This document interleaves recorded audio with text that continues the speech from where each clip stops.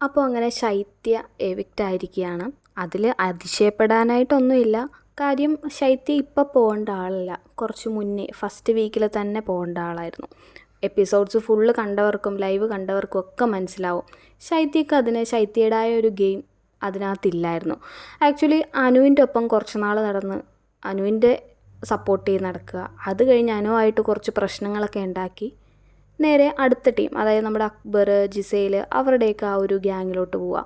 അങ്ങനെ എന്തായാലും ബിഗ് ബോസിൽ 2 ഗ്രൂപ്പ്സൊക്കെ ആയിരുന്നു, 2 3 ഗ്രൂപ്പ്സൊക്കെ ഉണ്ടായിരുന്നു. അങ്ങനെ അനുവിൻ്റെ ഗ്രൂപ്പിൽ നിന്ന് മാറിയിട്ട് വേറൊരു ഗ്രൂപ്പിലായി. അതായിരുന്നു ആക്ച്വലി ശൈത്യയുടെ ഗെയിം എന്ന് പറയുന്നത്. അത് മാത്രമല്ല, ശൈത്യക്കൊരു പേരുമുണ്ട്, കട്ടപ്പ, പിന്നീന്ന് കുത്തൽ. അതായത് അനുവിനൊരു പ്രശ്നം വന്നപ്പോൾ, അനുവിൻ്റെ ബെസ്റ്റ് ഫ്രണ്ടായിട്ട് നിന്നിട്ട് അനുവിനൊരു പ്രശ്നം വന്നപ്പോൾ അനുവിനെ മാറി നിന്ന് കുറ്റം പറഞ്ഞ ഒരാളാണ് ഈ ശൈത്യ എന്ന് പറയുന്നത്. അപ്പോൾ ഈ ശൈത്യ ആക്റ്റീവായി തുടങ്ങിയ സമയം എന്ന് പറഞ്ഞാൽ അനുവായിട്ട് വഴക്കിട്ടത് ശേഷമാണ്.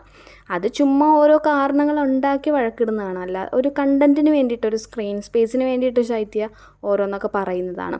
അല്ലാതെ ശൈത്യ സ്വന്തമായിട്ട് അവിടെ ഒരു ഗെയിം സ്ട്രാറ്റജി ഒന്നുമില്ല. അത് ലാലേട്ടനോട് പറയുന്നുണ്ട്, അനുവിനോട് കുറച്ച് പ്രശ്നങ്ങളൊക്കെ വന്നപ്പോഴാണ് ഞാൻ ഡൗൺ ആയതെന്ന്. പക്ഷേ ലാലേട്ടൻ ചോദിക്കുന്നുണ്ട്, അങ്ങനെ ഒരാളെ ഡിപ്പെൻഡ് ചെയ്തിട്ടാണോ ഗെയിമിൽ നിൽക്കേണ്ടത് എന്നൊക്കെ. പക്ഷേ ശൈത്യക്ക് അതിന് പ്രത്യേകിച്ച് മറുപടിയൊന്നുമില്ല. എന്തായാലും ശൈത്യ ഇപ്പോൾ എവിക്റ്റായി പോയത് എന്തായാലും ഗെയിമിന് ഗുണമാണ്.